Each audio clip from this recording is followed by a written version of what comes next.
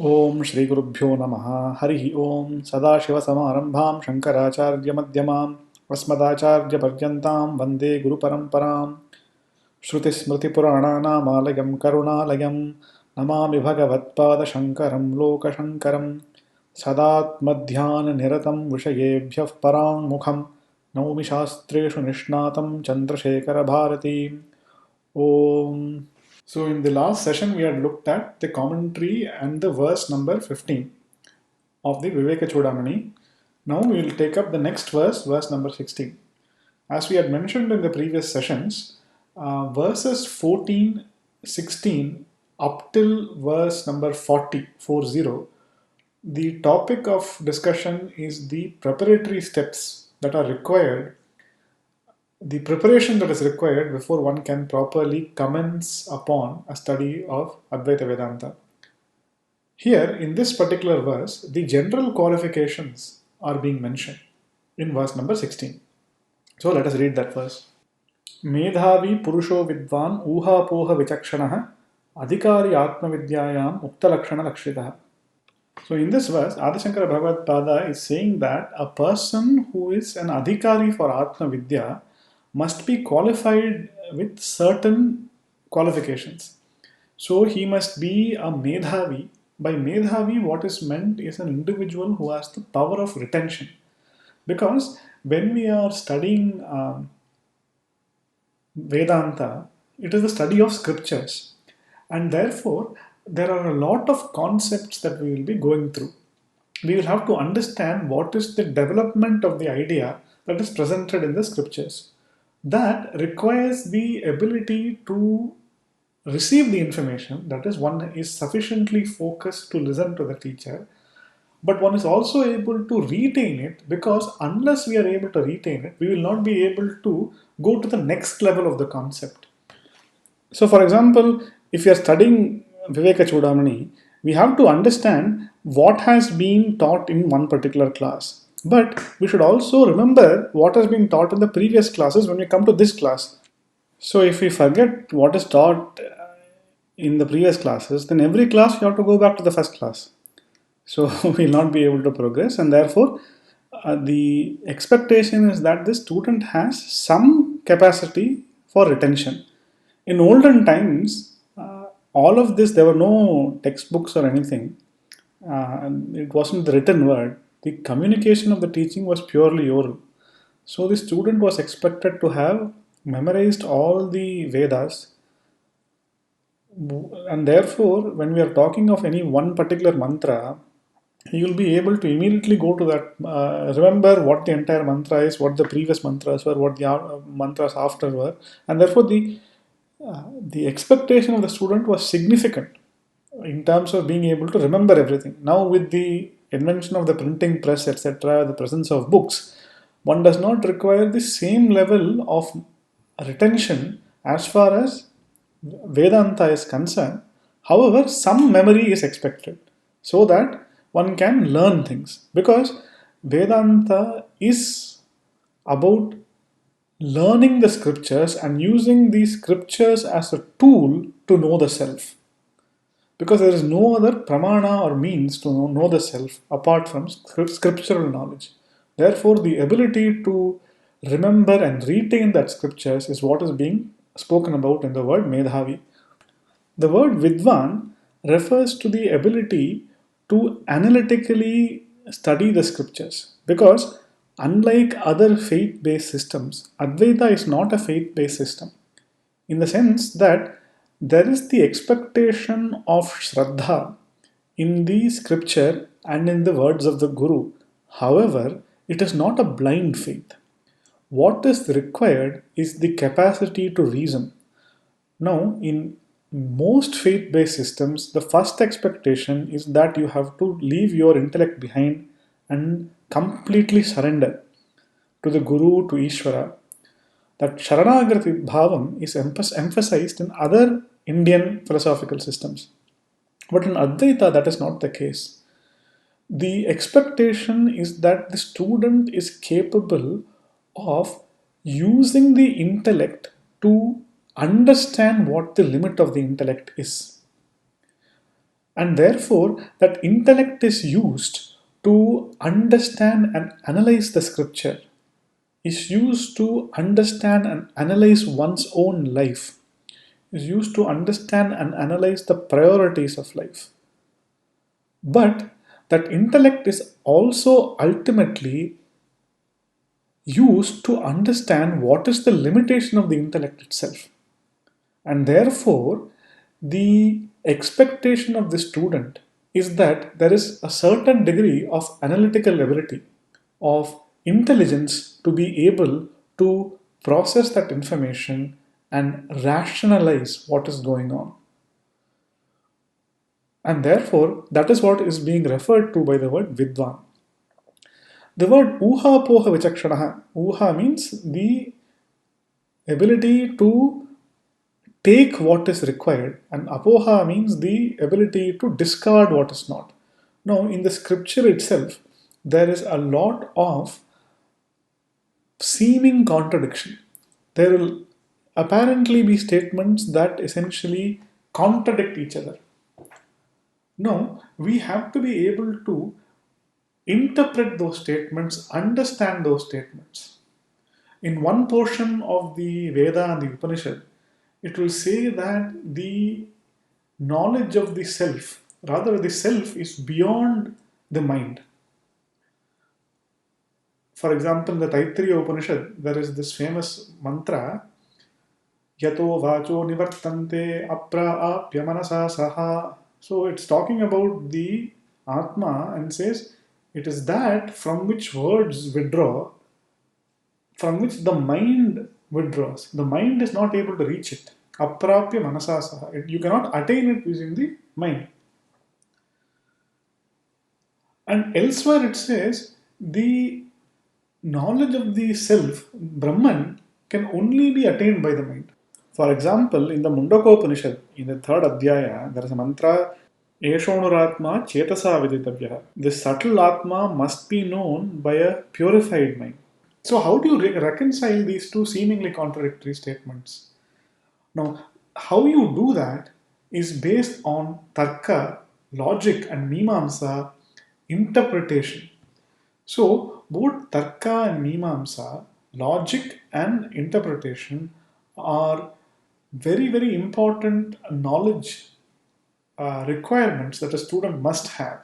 He must know what aspect of something one must grasp and what aspect one must give up. In the Bhagavad Gita, there will be lots of stories in the first few chapters about Arjuna's sadness, about the various armies, etc. That is not fundamental to the teaching. The teaching of the Gita occurs from the second chapter onwards. So we have to understand what are those elements of the scriptures which are talking about the critical things that must be grasped. And there are other aspects which are merely incidental. So, for example, there are modern studies on looking at sociological conditions from the time of the Vedas, using the Vedas to understand what the kind of life people used to lead, etc. They're then trying to analyze whether is Krishna a real person or not. Was there an avatara? When did the Mahabharata wars happen? All of that are incidentally important. People may have some interest in that. However, the purpose of the Mahabharata and the Vedas are not to reveal the kind of lives that people were leading back then. Rather, the purpose of the Veda is to indicate things which are not understandable or graspable by other means of knowledge, by other pramanas. The purpose of the Bhagavad Gita is not to talk about which army blew which conch and which warrior belonged to which side. That is not important. What is important is the philosophy of the Atma that it conveys. And therefore, one of the requirements is the ability to know, to discern what must be taken, what must be understood, and what must be given up. What is the core and what is the non-core. And therefore, this is what the summary meaning of this verse is. We will look at the textual commentary provided by Jagadguru Srimad Chandrasekhara Bharati Mahaswami. So Acharya says, Adhikarinam ashaste phalasiddhar visheshatah ityuktam adhikarinam prakrite kathayati medhavi ityadina. The 14th verse had talked about the Adhikari, the qualifications of the Adhikari, by saying Adhikarana Mashaste, Phalasiddhar Visheshataha, the differences in the results obtained come down to the qualifications of the Adhikari. This is what was said in the 14th verse. Now, what those qualifications are being talked about in this verse, beginning with the words Medhavi, etc. धीर धारणावति मेधा इति कोशात् श्रुतार्थ धारण क्षम बुद्धिमान उच्यते मेधास्यास्ति इति व्युत्पत्त्या मेधावी शब्देन. By the word medhavi, what is actually meant is the one who is endowed with medha shakti, or the power of retention. So what does medha mean? He's quoting the Amarakosha, which essentially says dhir dharanavati medha, the one who is able to sustain the flow of thought in a particular topic, is able to retain that, is called medha. So by that, what is meant is Shrutartha Dharana Kshama Buddhiman, the one who is capable of being able to retain the imported meaning, the imputed meaning, or the import of the Shruti. The primary meaning of the Shruti, one is able to retain. Such an individual is called a Medhavi. Vidvan iti adhita kavyakosha vyakaranah uchyate. By the term Vidvan, what Acharya is translating that, he is saying is one who has done a study of the kavya, poetry, like Raghuvamsham, etc., kosha, the Amara kosha, the dictionary, vyakaranaha means who has understood grammar. Because you need to have all these skills. You need to have a sound understanding of Sanskrit grammar. One need to understand what the words actually mean. One needs to understand when one is talking about things in a figurative manner, etc., like how it happens in poetry. So all of these are important skills which are required in the analysis of scripture, and so that student must possess that. And then he says, Uha Poha Vichakshanaha. By this, what Uha Poha Vichakshana, we already saw what that meaning is. Acharya is translating, Etena Tarka Mimamsa Samskrita Buddhitvam Gamyate. By this, one essentially is referring to an intellect which has been Sanskritam. Means here he is talking about which has been refined by the study of Tarka and Mimamsa. Now, many people may not have studied Tarka and Mimamsa formally, but to the extent one has the capacity to understand. So whatever is being taught in the class is actually based on Tarka and Mimamsa. So essentially it's based on the study of the scriptures and the rules that have been laid out in the interpretation of the Veda in Purva Mimamsa. So a student who has the capacity to understand Tarka, or logical reasoning, and Mimamsa, the science of textual interpretation, has been laid out in Purva Mimamsa, such an individual is what is being referred to by Uha Poha Vichakshana. Padavakya Pramanagyaha iti yavat.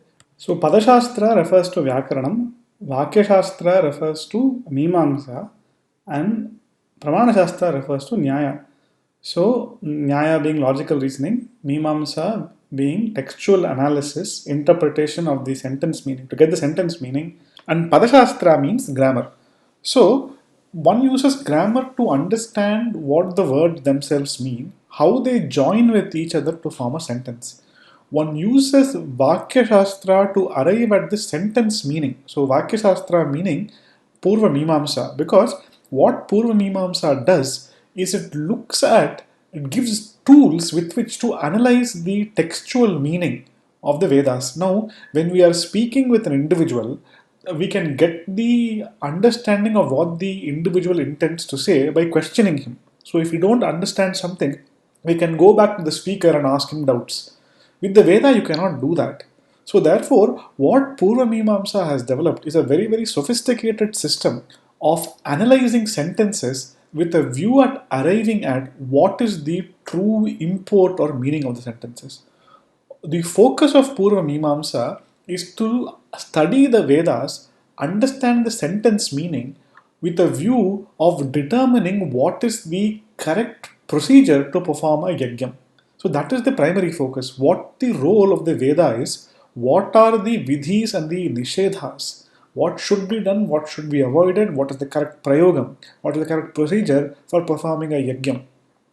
But the application of that science of textual interpretation plays a very important role in Uttara Mimamsa or Vedanta also, because the same Purva Mimamsa rules are used to analyze the sentence meaning in the Upanishads also. And therefore, it is using these Purva Mimamsa rules that Adi Shankara Bhagavad-pada in his Brahma Sutra Bhashyam proves beyond all doubt, and so does the Sutrakara Bhagavan Vedavyasa himself. Both of them use Purva Mimamsa rules in an Uttara Mimamsa context to arrive at Advaita Brahma being the ultimate import of not just the Upanishads but the Vedas themselves. The Karmakanda also exists to serve as a tool for the purification of the mind so that the individual is ready to enter Jnanakanda. And the way they conclude that is by means of the rules of textual interpretation that have been laid out in the Purva Mimamsa by Bhagavan Jaimini in the Purva Mimamsa Sutras, by Bhagavan Shabaraswami in the Shabara Bhashyam, by great stalwarts such as Kumarala Bhatta and Prabhakara Mishra, who wrote commentaries on the Bhashya of Shabaraswami. So not only do you need to understand the word meaning, the sentence meaning as arrived by Vyakarana and Purva Mimamsa respectively, one also needs to apply logic in understanding what the Shruti is saying and reconciling it with Vyavahara. And this is where Nyaya Shastra plays an important role, and therefore it's called a Pramana Shastra. So where we use Nyaya is there are so many uh, apparent contradictions between what the Veda is teaching us and what Pratyaksha Pramana and all the other Pramanas are teaching us. So the Veda is saying that the Jiva and Brahma are one and the same, that the world is mithya, that it is an unreal projection on the one consciousness, that all that exists is consciousness. No, when we hear that statement as the true import of the Veda, based on the understanding of the Vedic words and the interpretation of Vedic sentences, that leads us to a quandary. How is that possible? Now, the reconciliation of what pratyaksham or perception is telling us with what the Veda is telling us, that is where Nyaya Shastra or logic comes into play. And through the application of logic, we are able to reconcile the apparent contradiction between the Pramanas. Now, how that contradiction is resolved, we will see as we go through the Viveka Chudamani. But what Jagadguru Srimad Chandrasekhara Bharati Mahaswamigal is saying is that a sound grounding in Vyakaranam, in Purva Mimamsa and Tarka is very helpful in overcoming the potential pitfalls that one will encounter as one is going through the Advaita Shastra. And therefore, that is mentioned as a qualification here. उक्तलक्षणलक्षितः इति अष्टमश्लोकादारभ्य पञ्चदशश्लोकम् अध्यपातिश्लोकैः समासव्यासाभ्यां सूचितविवेकवैराग्यशमादिषट्कमुमुक्षुत्वरूपसाधनचतुष्टयसम्पन्नः इत्यर्थः. So the word Ukta Lakshana Lakshitaha means one who is who possesses the stated qualifications. And here, by saying the stated qualifications, he is referring to all those qualifications that have been enumerated in verses 8 to 15. Essentially, what it means is the one who has the fourfold sadhana, the fourfold endowment, sadhana chatushtaya sampatti, being vivekam, the ability to discriminate between the real and the unreal, vairagyam, being the dispassion for pleasures both in this world and in the other world. Mumukshutvam being a deep burning desire for liberation, and Shamadhi Shatka Sampatti or the sixfold characteristics of the mind being Shama, Dama, Uparama, etc. So such a person is an Atma Vidyayam Adhikari. He is the apt candidate for the knowledge of the self. Atma Vidyayam Adhikari Atma Vidya Phalam Moksham Anubhavitam Arhati Ityarthaha. So by the word Atma Vidyayam Adhikari in the verse, what Adi Shankara Bhagavad Pada is saying is that Such an individual who is qualified or who possesses all these qualities is the one who is capable of getting the benefit of Atma Vidya or the knowledge of the self. The benefit of that Atma Vidya is moksha, is liberation from the cycle of samsara. So that is what is meant. With that, the commentary to verse number 16 is over. We will look at verse number 17 now. विवेकिनो विरक्तस्य श्रमादिगुणशालिनः मुमुक्षोरेव हि ब्रह्मजिज्ञासा योग्यता मता. So here for the first time, the sadhana chatushtaya sampatti has been explicitly stated in the Viveka Chudamani. So what Acharya Shankara Bhagavad Pada is saying, that it is only those people who are qualified with the sadhana chatushtaya sampatti, only those people have the yogyata or the qualification or the capability for Brahma Jigyasa or an inquiry into the nature of Brahman. Now, what are those qualifications? Viveka, the discrimination. Virakta means vairagya or dispassion towards sensory objects.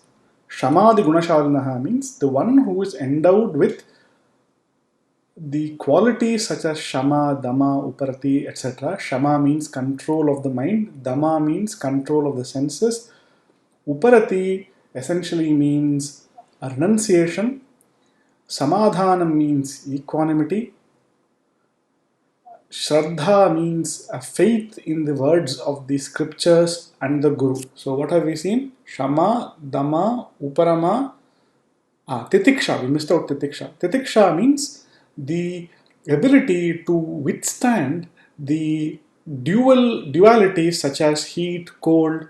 So whatever is happening externally, one is able to have the power to withstand it and be peaceful that whatever is coming will also go. So one does not have to, one does not feel too overwhelmed by facing hardship. So titiksha means the ability to withstand that hardship. So I'm only briefly talking about it because the Viveka Chudamani will give detailed explanations for each of these. So essentially he's saying Vivekinaha means the one who is endowed with Viveka, Viraktaha means the one who is endowed with Vairagyam. So Viraga means Vigatam Ragaha. So essentially one who is devoid of Ragadvesha, the attraction and repulsion towards objects. Shamadi Gunashalinaha means the one endowed with Shamadama, etc. Mumukshoho means the one who has Tivra Mumukshutvam or a desire for moksha. With that, we can go into the commentary of this verse. Uktani lakshanani sphuta pratipattage krodi krityaha vivekinaha iti. Jagadguru Srimad Chandrasekhara Bharati Mahaswami is saying that Acharya Shankara Bhagavad Pada in this verse seeks to clearly articulate what those qualifications are. And that is happening in this verse, starting with the word Vivekinaha. Continuing, Yadva Uktam Lakshanam Jigyasutvam Ato Vicharaha Kartavyo Jigyasoratmavastunaha Ityatra Jigyasureva Medhavitvadi Visheshana Vishtah Atmavidya Phalabhak Idanim Jigyasayam Kasya Adhikaraha Iti Chet Purvam Ashtamashloke Vidvan Sanyasta Bahyartha Sukhaspruhassan Upadishtartha Samahitatma Iti Dashamashloke Dhiraihi Iti Shabda Suchitasya Sadhana Chatushtaya Sampatti Vishishtasya Ityaha Vivekinaha Iti. Here, Jagadguru Mahaswami is saying that the alternative explanation, Yadva, is that the stated lakshana or the stated qualification for being the experiencer of Atma Vidya Phalam, the one who is capable of attaining moksha, is one who is a jigyasu or one who has an intense desire for liberation. Not only that, in the verse number 15, it had been said, Ato vicharaha kartavyo jigyasoho atmavastunaha. One must do inquiry, and the person who must do an inquiry is the one who is a jigyasu, who is desirous of knowing what this Atma Vastu actually is.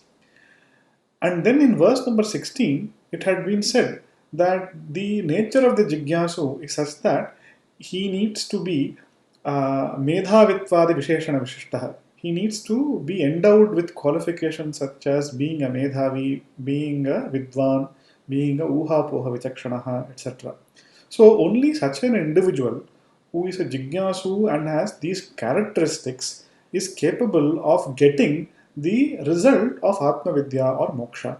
Or only a jigyasu can get moksha. The next question is who can be a jigyasu? So he's saying idanim jigyasayam kasya adhikaraha iti chet. So we know that Atma Vidya can be attained by a jigyasu. So who can be a jigyasu? To answer that question, Jagadguru Mahaswamigal is saying that in the 8th shloka, the sadhana chatushtaya sampatti had been indicated. So that shloka was Vidvan Sanyasta Bhahyartha Sukha and then it ended with Tenopadishtartha Samahitatma. So that shloka is subtly hinting at the fourfold qualifications that are necessary for one to be a jignasu, and only a jignasu can do atma vichara, it was said.